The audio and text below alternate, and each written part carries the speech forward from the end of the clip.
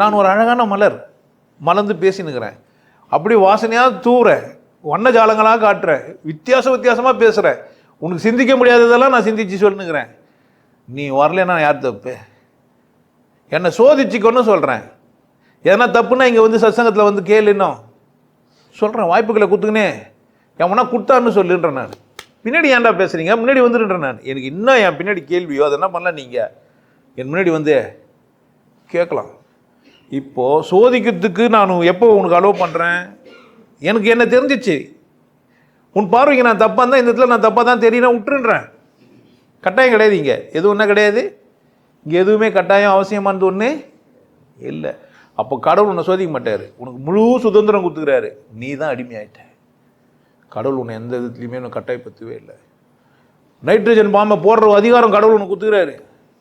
அடுத்தவங்களை கொலை பண்ணுற அதிகாரம் உனக்கு கடவுள் கொடுத்துக்கிறார். ஒருத்தர் வார்த்தையாலேயோ கண்ணாலேயோ பார்வையினாலேயோ அசிங்கப்படுத்துகிற அதிகாரம் உனக்கு கொடுத்துக்கிறாரு. ஒருத்தர் அசிங்கமாக பார்க்குற அதிகாரம் உனக்கு கொடுத்துக்கிறார். ஏன் தெரியுமா? அசிங்கமாக பார்த்து நீ அசிங்கமாக போகணும் தான். நான் ஏன் உன்னத்தில் அசிங்கமாக பார்க்குறோன்னு உனக்கு புரியவே இல்லை. பார்த்தா நீ என்ன ஆகிடுவ, அழகாகிடுவேன். இங்கே அசிங்கமாக பார்க்கறது எதுவுமே இல்லை, அதாவது நான் அழகு. உனக்கு அதனோட அழகு புரியல. அதுவே வர அதுவும் அசிங்கமாக இருந்துச்சுன்னா யார் தப்பு? இது அதோட தப்பு.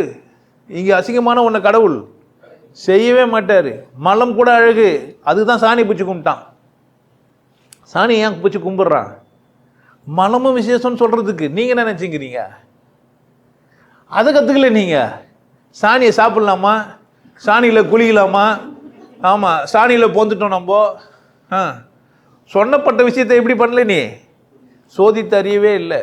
அதனால் கடவுள் யாரையும் நம்மளையும் சோதிக்கலை, பித்தி யாரையும் என்ன பண்ணல. அந்த வேலை அந்த ஆளுக்கு சோதிக்க தந்தால் உன்னை என்ன பண்ணியிருந்துருக்கலாம்.